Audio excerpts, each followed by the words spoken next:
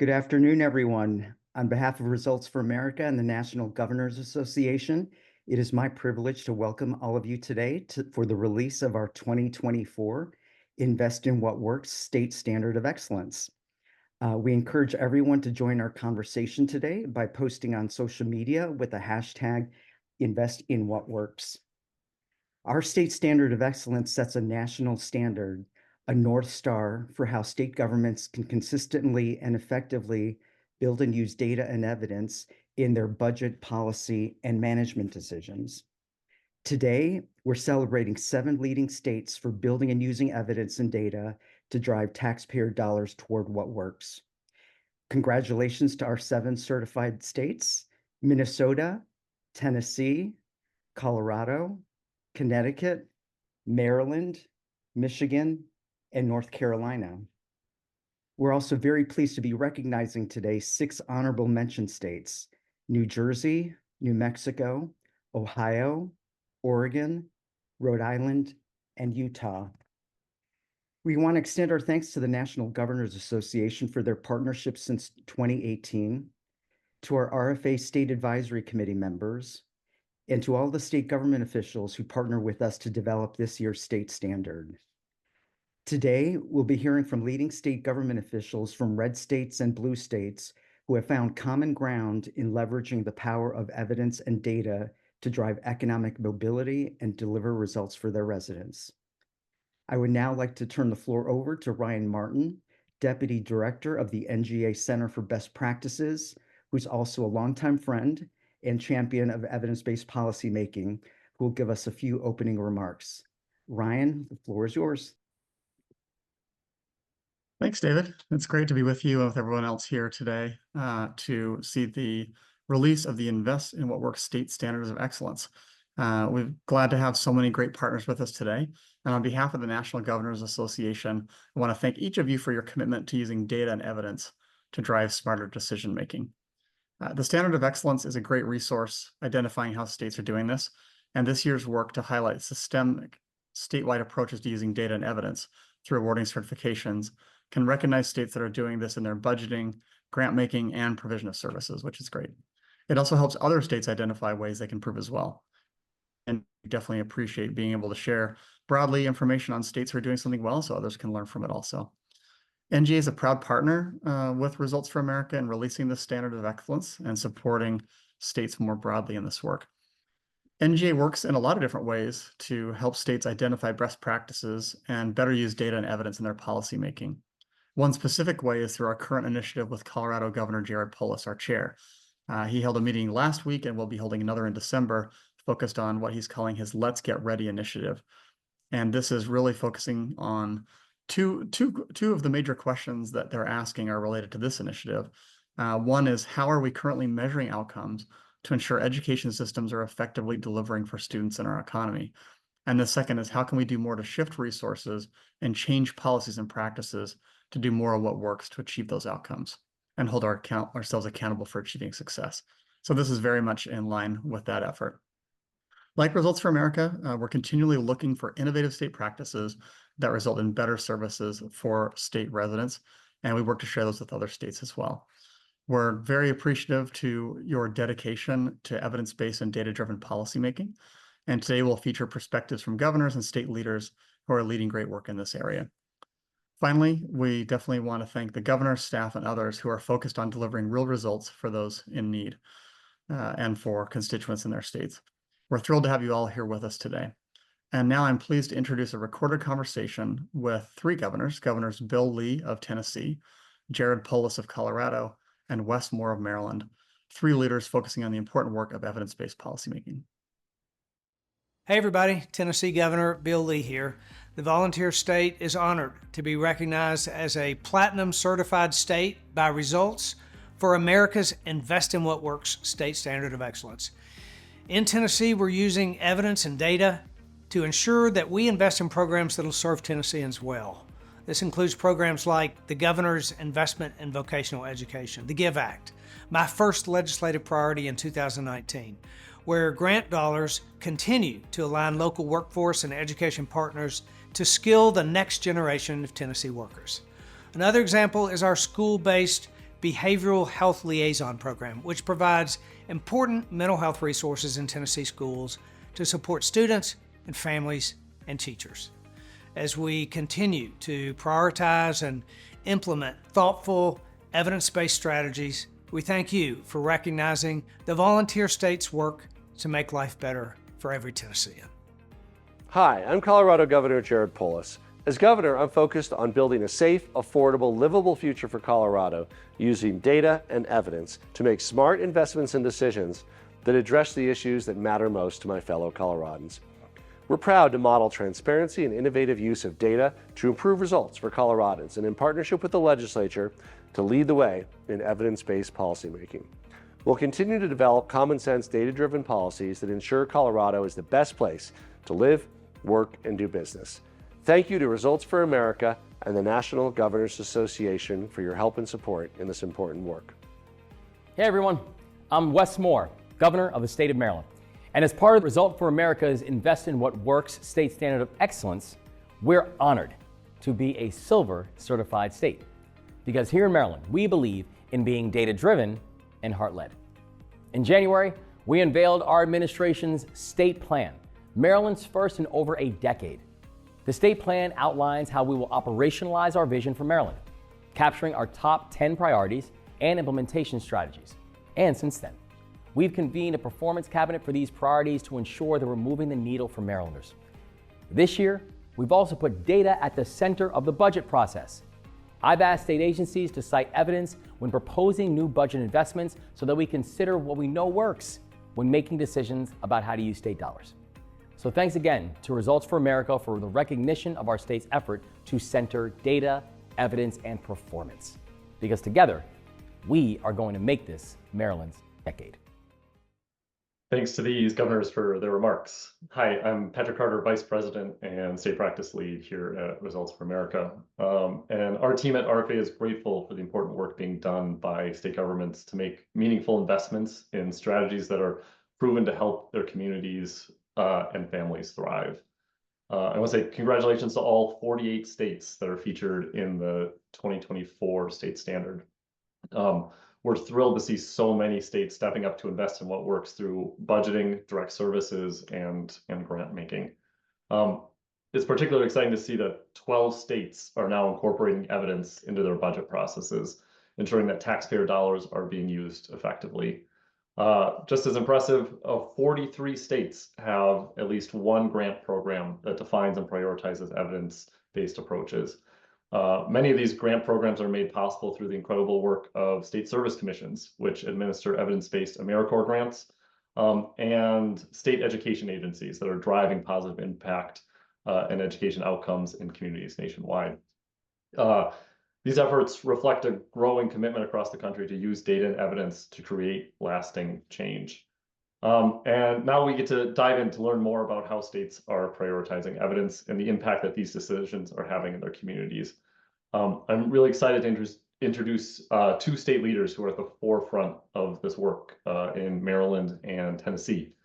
And so for this conversation today with us, we have Nathan Bowen, who is the Executive Director of the Office of Budget Analysis at the Maryland Department of Budget and Management, and Christy Brown, who is the Chief Academic Officer at the Tennessee Department of Education. Thank you both for joining us today. We've invited both of you to tell us a little bit about your efforts to invest in what works through budgeting and grants and contracts. And we're going to start with you, Nathan. Maryland introduced new evidence-based budgeting process this year. You defined evidence, you changed forms and instructions to collect and use that evidence. Could you share a little bit about what inspired this change and why you felt it was essential to prioritize evidence within the Maryland budget process? Absolutely. So as a bit of background, Maryland has actually been somewhat performance informed in terms of budgeting for a couple of decades now. We've had a process called the Managing for Results program that was established in the late 90s that tracks various metrics across every agency. They have goals there, and there's a combination of inputs and outputs, not as much on the outcome side as we would like. And therefore, while we've utilized that data, it quite often wouldn't tell us what would have happened absent the program. Is there a control group, et cetera? And then the real catalyst when the Miller administration came in 2 years ago, as Governor Moore mentioned earlier, they are very data-driven and heart-focused, and they really challenged us to look at this evidence and to take that next step. We finalized the first state plan in several decades. That is an ongoing process. It's very performance indicator tracking, and evidence-based budgeting is a natural outcome next step from that.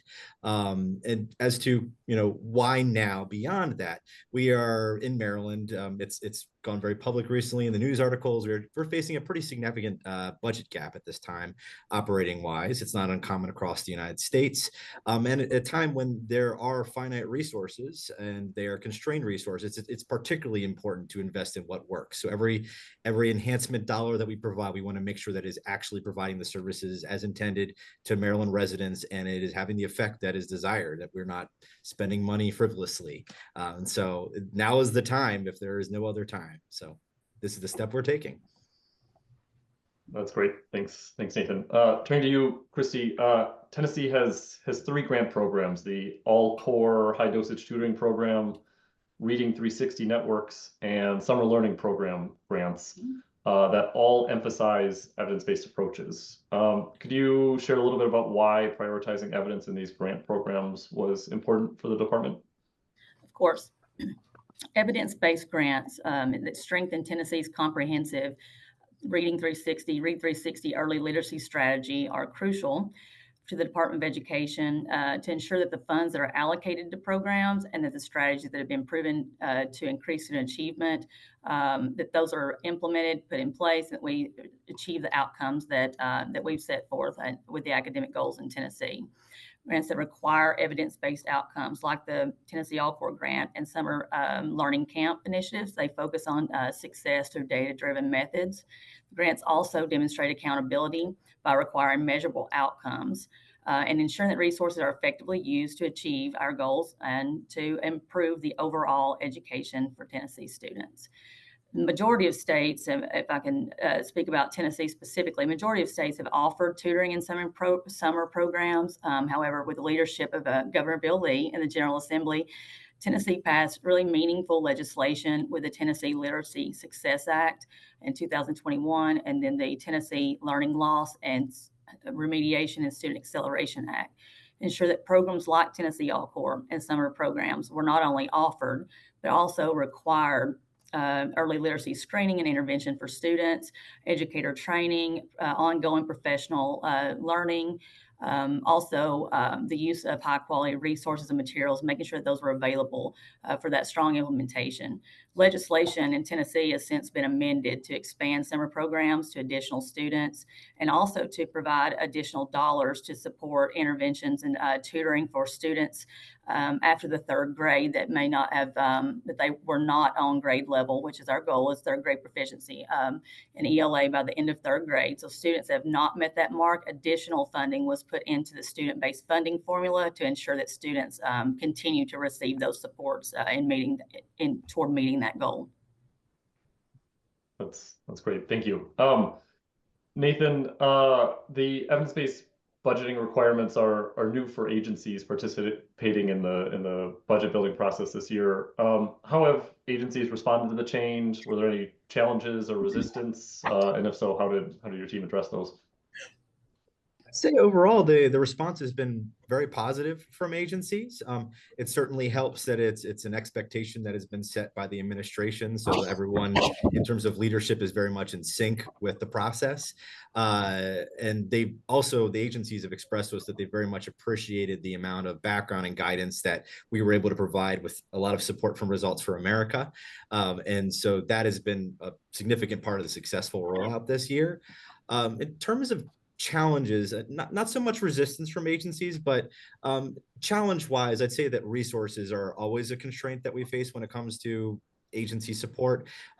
Agency budget shops who are doing most of the work with us that we interact with closely are wearing a lot of hats, and this is another piece of a very full day for them. So every time you add on an additional requirement, no matter how well supported it is on our end and how well trained, it's another job for them. So as a result, the quality that we've received during the budget process is varied certainly across agencies. Also, it's more in sync with some of their programmatic areas than in other than for some other agencies. There's more evidence supporting some programmatic areas than others.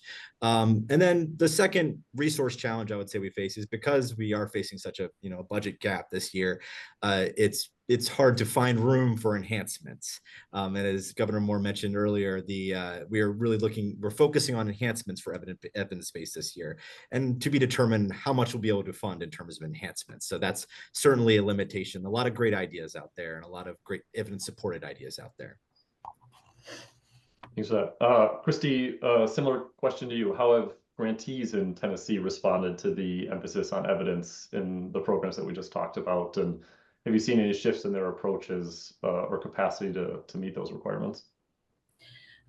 Yes, certainly. So these were, we have 147 school districts in Tennessee, and in the Tennessee All-Core grant that I mentioned earlier, 87 participating school districts have impacted about 150,000 students over the last 3 years. So that's significant. We've seen, again, the level of implementation because of some implementation supports provided by the department. I believe that with the, again, the training, the networks that were provided for that strong implementation, we've seen behavior shifts with educators and school districts across Tennessee that have led to some of the impacts that we've seen on student achievement. Summer programming is the same. We have seen that being implemented.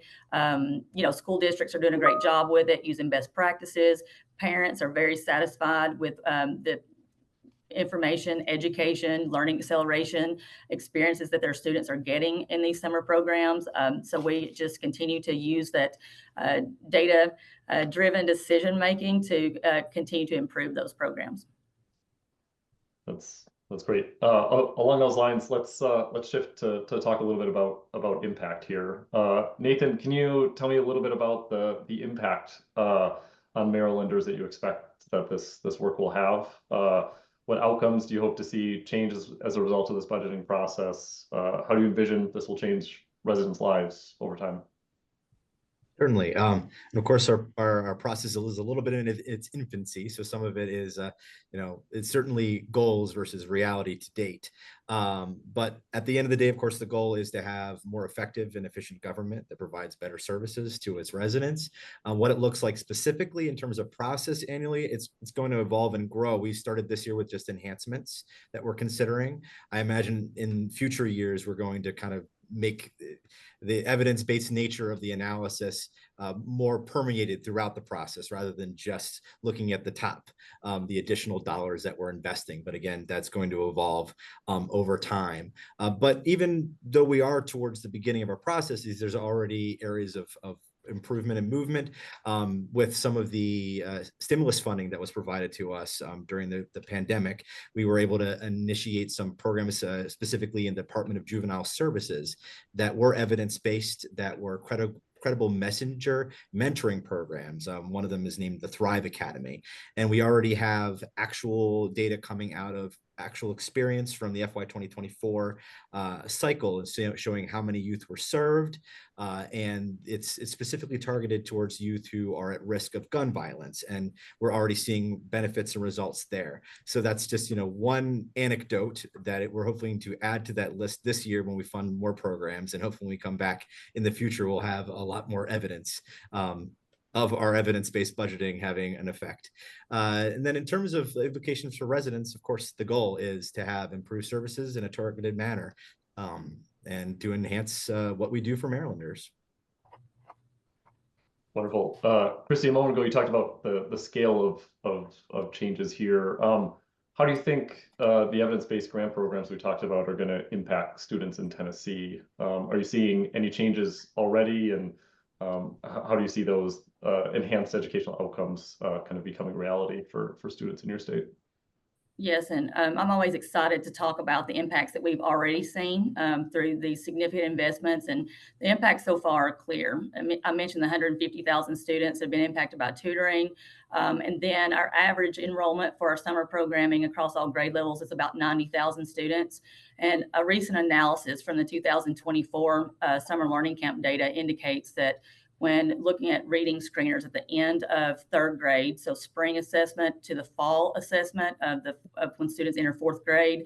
It indicates that students that participated in summer programming maintained their learning, while those who did not participate did demonstrate summer slide. And students that attended summer camps, of course, were able to start the next school year in a better place than perhaps they would have been. So that's exciting results.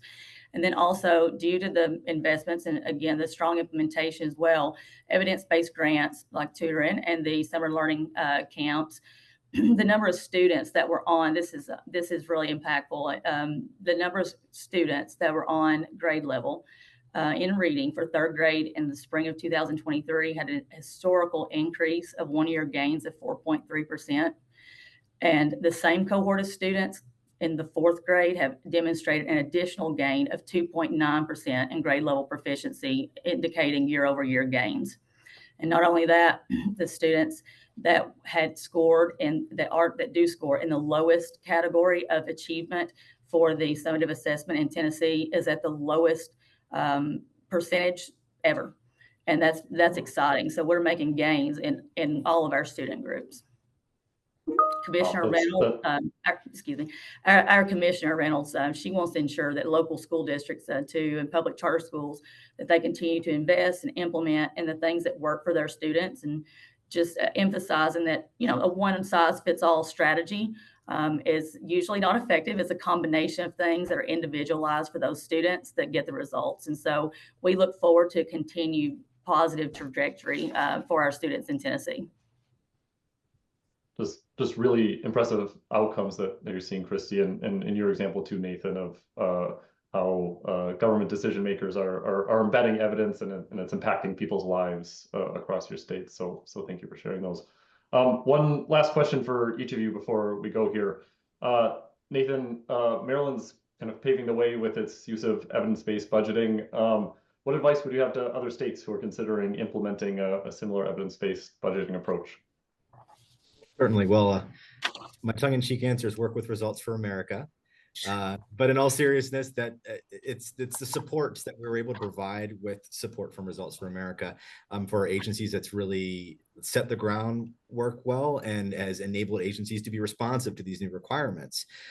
Evidence-based budgeting is not a new concept, but a lot of the terminology and resources that are available are not very well known, especially once you get out of central budget shops and central offices.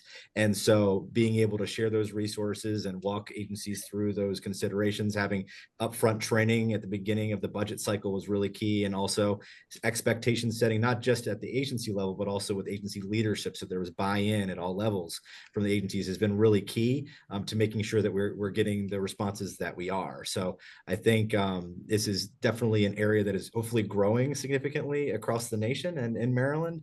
And so just those educational resources are key to kind of ingraining it in the culture of all the organizations that should be involved in that. So that would be my top recommendation, to be sure, because I'm also relatively new to these processes. So I've learned a lot this year, and I've really appreciated all of the support that we've been provided. Great, thank you. Christy, similar question for you. Tennessee Department of Education is leading the nation in evidence-based grant making. Based on your experiences running these and other evidence-based programs, what advice would you offer to other states looking to do the same thing and hopefully achieve the same outcomes that you've seen in Tennessee? So I'll echo the appreciation for the support, first of all. But I think that the advice would be the strong implementation supports that came with the evidence-based grant making that has been done in Tennessee, and accountability measures based on evidence-based outcomes. I mean, that's key to ensuring a level of fidelity in which effective strategies are put in place by grantees and subsequently improve the outcomes related to those strategies. So I would say that. I'll also mention that I've been in my role here at the department as Chief Academic Officer since 2023. So I'm going into my little over a year and a half, I guess, or about a year and a half. And prior to that, I was in a school district. I was a superintendent in a school district here in Tennessee that was actually the beneficiary of these grants provided by the state, and had the opportunity to implement those and saw outcomes, positive student outcomes in the school district I came from, and have the unique perspective of of that side of things, and then transition into the department. I feel like that has helped me hopefully moving forward to make improvements and be sure that school districts and educators and students are all supported.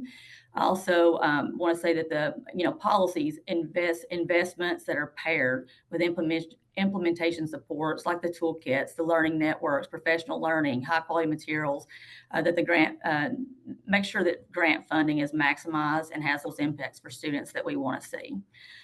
Another maybe advice for sustainability, I think, because we have these initial investments with some grant funds, and we want to make sure that that what we're doing is sustainable in Tennessee. Also, so I think another effective strategy for the department has been to invest in and require educator prep programs across the state to train teacher candidates in research-based instructional strategies for literacy to ensure that teachers are prepared to deliver strong literacy instruction to students on day one. So I think that's a great sustainability practice that's been implemented in Tennessee. Great, thank you. Thank you both for joining us today, Nathan and Christy. Congratulations on the great work you're doing in Maryland and Tennessee to improve outcomes for residents in your state. So thank you so much for joining us. Thanks to all of our speakers today for elevating terrific examples of how states are advancing this work. Thank you to Ryan and the National Governors Association. Thank you to the team here at RFA, especially Sarah and Adam. And huge thank you to the government leaders who participate in the state standard process and like all of our speakers today, are improving outcomes for residents by investing in what works. We encourage you to explore more of the state standard results in the 2024 State Standard of Excellence. And we'd also like to share an opportunity. The RFA team is offering pro bono support to state government leaders who are interested in pursuing initiatives like those that we just heard about from Maryland and Tennessee. If you want to learn about how to invest in what works through budgeting, grants, direct services, send me an email. I can be reached at patrick@resultsforamerica.org. And finally, we'd like your feedback on today's event. We're sharing a link to a very short survey in the chat. It'll give us some insights so that we can continue to make these events more valuable. Thank you again for joining us today, and we hope to connect again with you soon. Thank you so much.